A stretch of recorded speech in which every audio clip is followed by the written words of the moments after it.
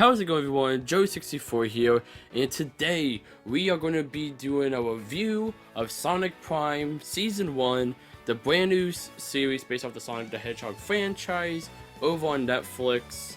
I watched it probably a couple weeks ago, and then I rewatched it again for this review, a little late to the party, but yeah, if y'all saw the discussion video we did last week with our 2022 games, it'd be kind of similarly styled to that, probably a bit more shorter, a bit more condensed, and it's just myself this time.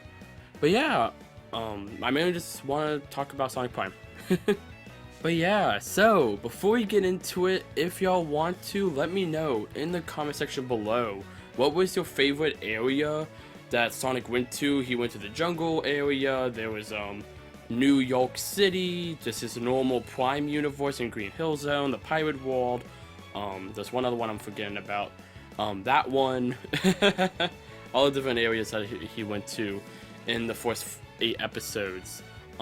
Yeah, I just want to go off saying, like, starting off here, the animation in this show was amazing. I mean, the action, the set pieces, and I think this is the first time we've gotten a Sonic game that was really in Sonic's world. Like, we've had Sat AM and the other 90s cartoons, and all of those were like Sonic's home, but they weren't like the game, his home from the games.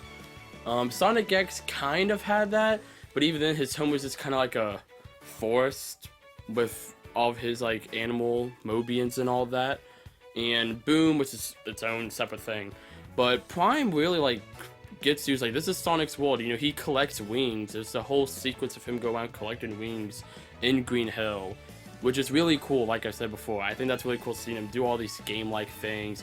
He fights Badniks, we get to see Cubot and Orbot at some point. We see a lot of other characters of the cast, so we got Sonic, Tails, Knuckles, Amy, Rouge, Eggman, of course, Big the Cat. We see Shadow here and there. Shadow doesn't show up too much.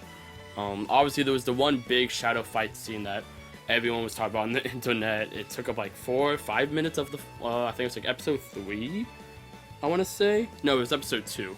I guess let's get into the episodes. So start off episode 1. What I kind of like what they did with the series is we start kind of inside this world. Sonic is trapped in New York City, doesn't really know what's going on, and that's where we start out with. And the first episode is kind of him going through and trying to figure out where is he, how can he save his friends. He runs into 9, which is this universe's version of Tails, a version of Tails that never had Sonic to save him from being bullied, and end up using his genius brain to go and seek revenge on the bullies that bullied him, and that's why he has the 9 tails and all that. And he's really cool. It's pretty much a Tails that doesn't take Sonic's witty remarks. Like, Sonic says something and Tails like, no, stop, like, stop being so funny, pretty much. Which I kind of like. It reminds me a bit of Tails and Archie Sonic. Later on in the Archie Sonic comics, they kind of, when Tails was getting older, Tails started being more like Sonic, like, stop, you know, don't always be a wisecracking piece of crap, pretty much.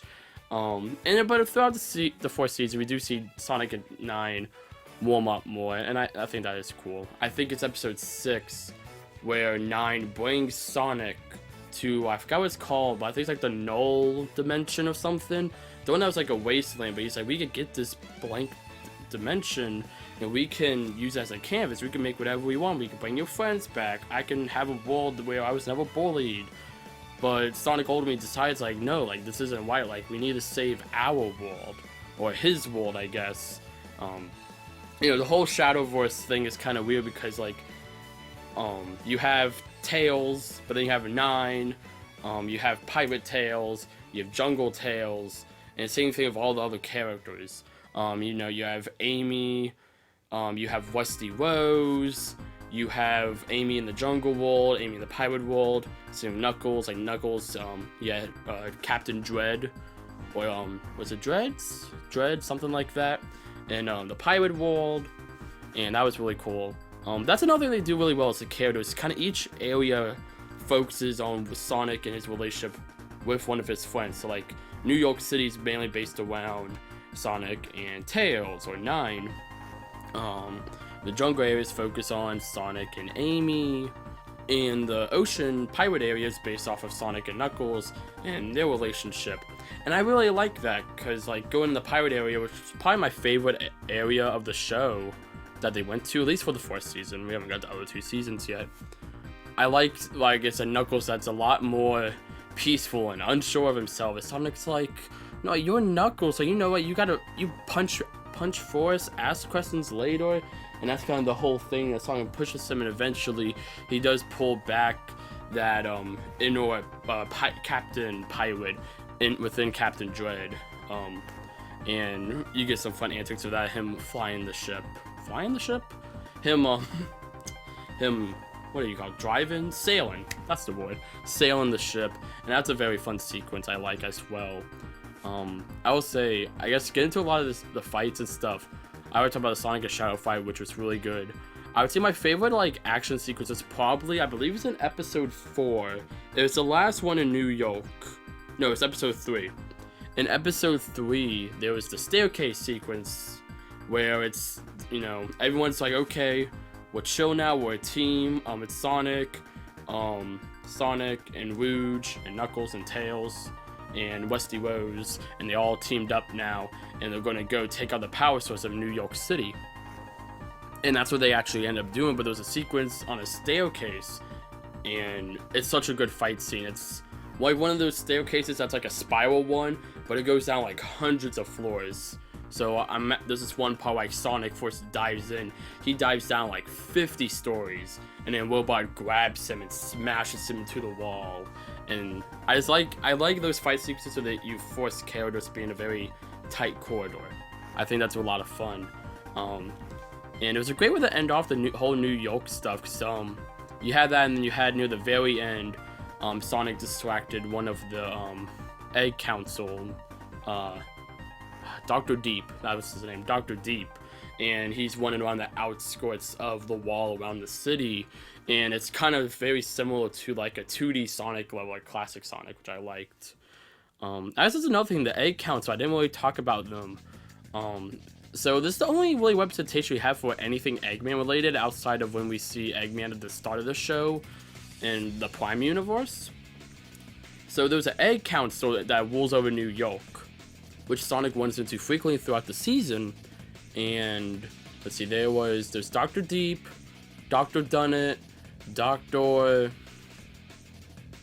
can't remember all the names. There's 5 of them though, pretty much. There's 5 of them. It's Dr. Deep, Dr. Dunnett, it's like the old man one. I think it's like Dr. Whatever, that's a teenage one. And then there's the baby. I think it's just Dr. Baby, I think. And then my favorite one, which is pretty much kind of just Eggman, Mr. Dr. Eggman, which I really liked. I think that was probably my favorite one out of the Egg Council. Just Mr. Dr. Eggman. That sounds like something Eggman would do. Like, yeah, I'm willing the wool now. I want everyone to call me Mr. and Doctor. That just kind of fits in his personality. And it's kind of like Eggman if you split him into 5, which kind of goes with the rest of the show. Like, when Sonic, at the beginning of the show, shadows the Paradox Prism, you know, it shadows kind of everyone's personalities except for people who were there in the moment. Like, Sonic is still intact, and we find out by the end of the season, Shadow is still intact. And that's where Shadow's been trying to get into contact with Sonic, leading up to where we end off our season with Shadow being like, you destroyed our home. And I think we won't get another Sonic and Shadow fight sequence, but in the Shadowverse, in between the Shadow Zones, I think it's what they called them. The big, like, kind of cosmic highway, I guess, if you want to call it like that, that connects all the shadow spaces together. But yeah, that's really all I have to say. I don't want to spoil too much of the show's plot lines.